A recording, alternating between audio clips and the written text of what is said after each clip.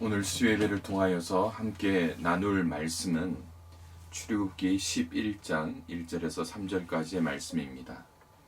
여호와께서 모세에게 이르시기를 내가 이제 한 가지 재앙을 바로와 애굽에 내린 후에야 그가 너희를 여기서 내보내리라. 그가 너희를 내보낼 때에는 여기서 반드시 다 쫓아내리니 백성에게 말하여 사람들에게 각기 이웃들에게 은금 패물을 구하게 하라 하시더니 여호와께서 그 백성으로 애굽 사람의 은혜를 받게 하셨고 또 그 사람 모세는 애굽 땅에 있는 바로의 신하와 백성의 눈에 아주 위대하게 보였더라. 지난 수요 예배를 통해서 10가지 재앙에 대해서 함께 말씀을 나눴고 또 오늘은 이제 10번째 재앙이라는 제목을 통해서 여러분들과 함께 은혜를 나누려고 합니다. 하나님은 모세에게 10가지 재앙 중 이제 한 가지 재앙만이 남았다고 말씀하고 있습니다. 그 한 가지 재앙은 출애굽기 12장에 기록되어 있으나 오늘 우리는 서론의 부분으로 1절에서 3절까지의 말씀을 함께 보았습니다. 9가지 재앙을 내렸지만 그때마다 이상하리 많지 이제 바로는 여호와께서 바로의 마음을 완강하게 하셨으므로 보내지 않았다라고 말씀합니다. 그래서 10장 1절에 보면 여호와께서 모세에게 이르시되 바로에게 들어가라. 내가 그의 마음과 그의 신하들의 마음을 완강하게 함은 나의 표징을 그들 중에 보이기 위함이었다라고 말씀하고 있습니다. 결국 출애굽에 있어서 10가지 재앙, 그러니까 첫 번째부터 9가지 재앙의 의미도 중요합니다. 그러나 하나님의 구속사의 관점에서 볼 때 가장 중요한 것은 뭘까요? 바로 10번째 재앙이 중요합니다. 그래서 6월절 어린 양을 마련하시기 위한 바로 그 표징을 말씀하고 있는 것이죠. 그래서 그 표징이 무엇인가 10번째 재앙에 대해서 함께 말씀을 나누자면 우리가 반드시 짚고 넘어가야 할 것이 있습니다. 그것은 바로 처음 난 것은 죽을지라라고 말씀하는 것입니다. 출애굽기 11장 5절에 애굽 땅에 있는 모든 처음 난 것은 왕위에 있는 바로의 장자로부터 맷돌 뒤에 있는 몸종의 장자와 그 모든 가축의 처음 난 것까지 죽으리라 라고 말씀하고 있습니다. 그러나 지난 수요일 개구리, 파리, 이 재앙은 그의 백성을 구별하셨다라고 말씀하셨죠.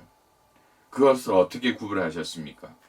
이 유대인들이 머물고 있는 고센 땅과 그리고 이 애굽 사람들이 살고 있는 이것을 지역적으로 구별함으로 말미암아 애굽 사람들에게만 재앙을 내리셨습니다. 그러나 그 이후부터는 모두에게 동일하게 재앙을 내리고 있다라는 것입니다.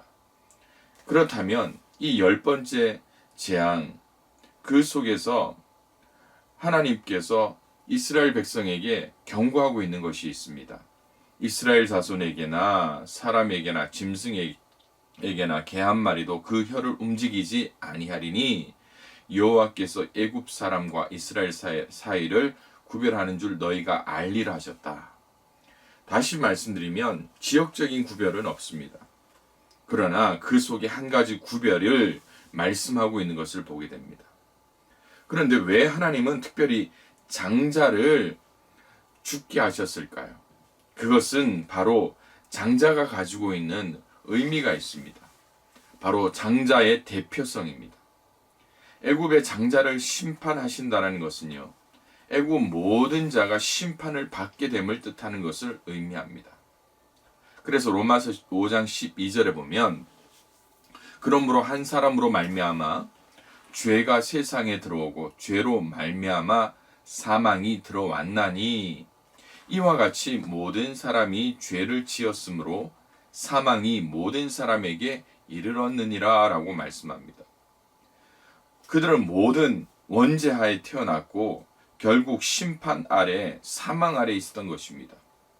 유의할 점은 바로와 애굽 사람만 죄의 심판, 사망 아래 있었던 것이 아닙니다. 저와 여러분들도 마찬가지죠. 그러나 로마서 3장 19절 우리가 알거니와 무릇 율법이 말하는 바는 율법 아래 있는 자들에게 말하는 것이니 이는 모든 입을 막고 온 세상으로 하나님의 심판 아래 있게 하려 함이라. 온 세상으로 하나님의 심판 아래에 있다고 말씀하고 있습니다. 이스라엘 자손들은 예외란 말이 아니에요.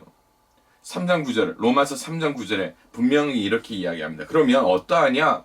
우리는 나으냐? 결코 아니라. 유대인이나 헬라인이나 다 죄 아래 있다고 우리가 이미 선언하였느니라 라고 말씀하고 있죠. 그래서 하나님은 그 본질이 뭐여야 됩니까? 사랑이어야 합니다. 하나님은 사랑이십니다. 그래서 여호와께서 애굽 사람과 이스라엘 사이를 구별하는 줄 너희가 알라고 말씀하고 있습니다. 그렇다면 무엇으로 구별하시는가? 이 구별은 인간의 생사를 좌우하고 이제 어쩌면 이스라엘의 운명, 애굽의 운명을 구별하는 그 잣대여야 됩니다. 그러나 그것에서 구별하지 못하면 다 죽임을 당하게 됩니다. 장자로부터 맷돌 뒤에 있는 여종의 장자까지.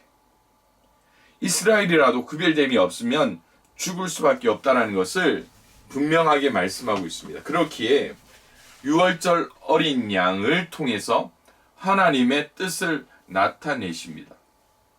하나님의 뜻은 몇 가지 대목을 나누어서 한번 나눠보려고 합니다.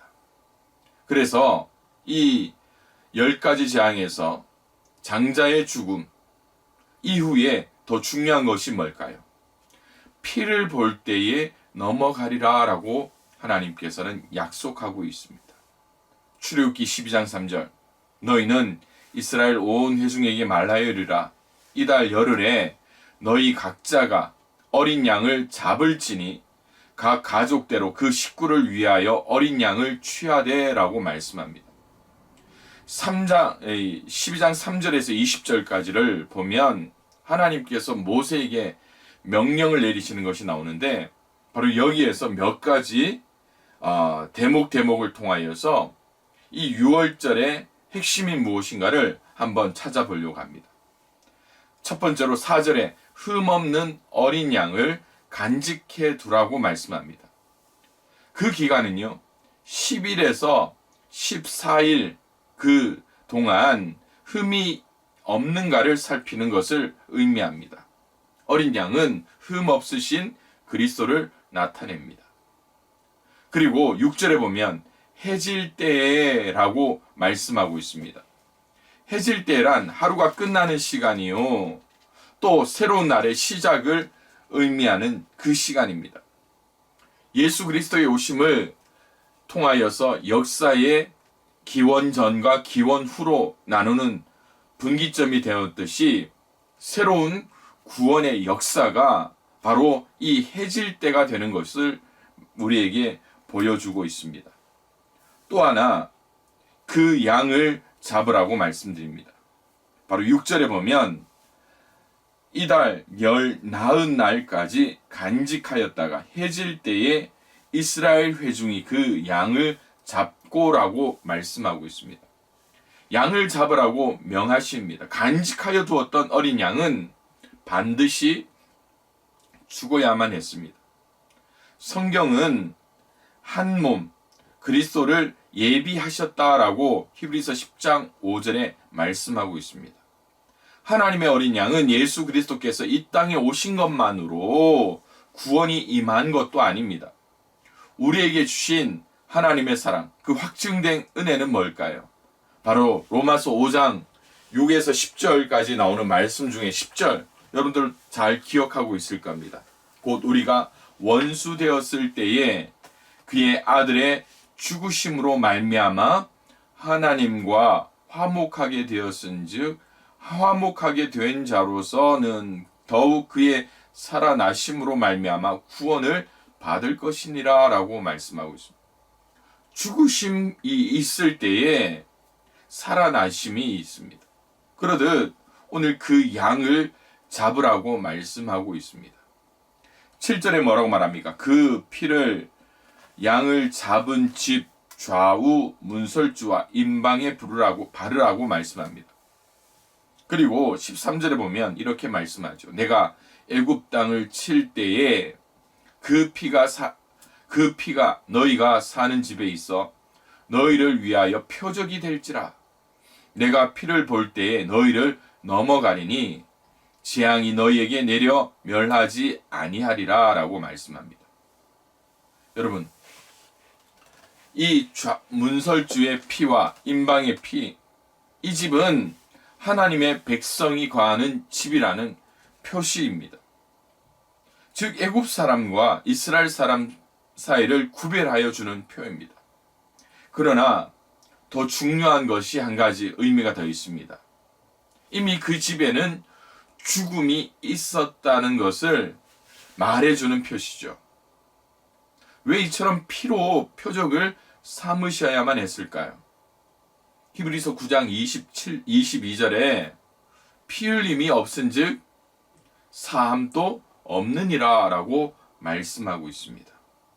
로마서 3장 25절에도 이렇게 말씀합니다. 이 예수를 하나님이 그의 피로써 믿음으로 말미암아 화목제물로 세우셨으니 이는 하나님께서 길이 참으시는 중에 전에 지은 죄를 간과하심으로 자기의 의로우심을 나타내려 하심이라 라고 말씀합니다. 그래서 이스라엘 백성들은 어떻게 합니까? 우슬초 묶음을 가져다가 그릇에 담은 피를 적셔서 그 피를 문 임방과 좌우 설주에 바르고 아침까지 한 사람도 자기 집 문 밖으로 나가지 말아야 했다라는 것입니다. 왜요? 그 집 안에서만 살 수 있기 때문입니다. 그렇지 않는다면 그 사람도 구별됨이 없이 외회됨이 없이 죽을 수밖에 없다라는 거예요. 그래서 그 양은 어떻게 합니까? 8절에 보니까 그 밤에 그 고기를 불에 구워 무교병과 쓴 나물과 아울러 먹으라 라고 말씀합니다. 이 먹는 방법까지 지시하고 있습니다. 12장 11절에 보면 너희는 그것을 이렇게 먹을지니 허리에 띠를 띠고 발에 신을 신고 손에 지팡이를 잡고 급히 먹으라. 이것이 여호와의 유월절이니라 라고 말씀합니다. 여러분, 얼마나 이 유월절 그리고 출애굽이 급박하게 움직였는가를 하나님께서는 우리에게 보여주고 있는 것 아닙니까? 여기서 어떤 구속자적인 의미가 있을까요? 고기를 불에 구워 먹으라는 것은 주님이 받으실 고난을 의미합니다. 무교병과 쓴 나물은 유월절에 참여하는 자의 자세와 관련되어 있습니다. 그리고 너희는 먹을지니 하셨는데 유월절 어린 양의 구속으로 말미암아 하나님과 교제, 즉 화목이 이루어졌음을 의미합니다. 허리에 띠를 띠고 발에 신을 신고 손에 지팡이를 잡고 급히 먹으라 하시는 것은 명령만 하나님께서 출발하라 할 때 언제라도 출발할 준비가 되어 있어야 된다는 것이죠. 재림의 주님을 기다리는 성도의 자세가 바로 이런 자세여야 한다는 것입니다. 오늘 우리는 지금 이 시대를 살면서 너무나 편안합니다. 어쩌면 성경 예수님의 말씀처럼 밭을 샀기 때문에, 소를 샀기 때문에, 장가 들었기 때문에 우리는 주님의 재림이 더디 오기를 바라는 어리석은 자의 삶을 살고 있지 않나 하는 생각을 하고 있지 않습니까? 그러나 오늘 바로 지금이 주님의 재림을 기다려야 할 때 아닙니까? 그러기에 사랑하는 성도 여러분, 오늘 우리의 삶 속에서 날마다 이 재림이 있어야 되는 것입니다. 또 하나, 이 6월절에 12장 12절에 보면 그 밤에 애굽 땅에 두루다니며 사람이나 짐승을 막론하고 애굽 땅에 있는 모든 처음 난 것을 다 치고 애굽의 모든 신을 내가 심판하리라. 나는 여호와라 라고 말씀합니다.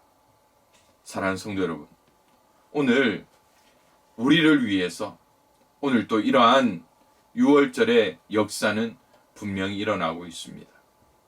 그러기에 예수 그리스도께서 우리를 대신하여 죽으심으로 말미암아 이 우리의 삶을 구별하시고 우리를 구원하시는 그 은혜를 우리는 사모할 수 있어야 됩니다. 13절에 뭐라고 말합니까? 바로 넘어가리라 라고 말씀하고 있죠. 13절 말씀입니다. 내가 애굽 땅을 칠 때에 그 피가 너희가 사는 집에 있어서 너희를 위하여 표적이 될지라. 내가 피를 볼 때에 너희를 넘어가리니 재앙이 너희에게 내려 멸하지 아니하리라 라고 말씀합니다. 이것이 6월절의 핵심이죠. 이스라엘도 죄 아래 심판 아래 있기는 예외가 아닙니다. 그러나 하나님이 그 피를 볼 때에 너희를 넘어가리니 하십니다. 피를 통하여 본다는 것은 그 집안에 있는 자들도 죽은 것으로 여겨 주시겠다라고 말씀하시는 것이죠. 하나님은 넘어가실지라도 그 피를 보심으로 자기의 공의를 지킬 수 있으셨던 것입니다. 그러므로 피를 통해서 보신다는 말은 죄 아래, 심판 아래가 아니라 믿는 자들로 은혜 아래 있다는 말입니다. 곧 예수 그리스도의 십자가 아래 있다라는 뜻이죠. 그리고 하나님은 12장 14절에 이렇게 말씀합니다. 너희는 이 날을 기념하여 여호와의 절기를 삼아 영원한 규례로 대대로 지킬지니라. 오늘을 살아가는 그리스도인 그리고 사랑하는 성도 여러분, 우리의 죄와 허물을 예수 그리스도의 대속의 십자가를 통하여서 구원하여 주신 그 은혜를 기억하고 감사함으로 그 은혜에 합당한 삶을 살아갈 수 있는 저와 우리 모두가 될 수 있기를 주님의 이름으로 축원을 드립니다.